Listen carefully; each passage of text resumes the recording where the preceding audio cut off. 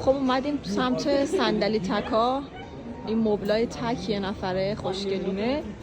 این مثلا 6999 تا 2599 تا همه چی داره. یعنی بیای اینجا دست خالی خونه نمیری.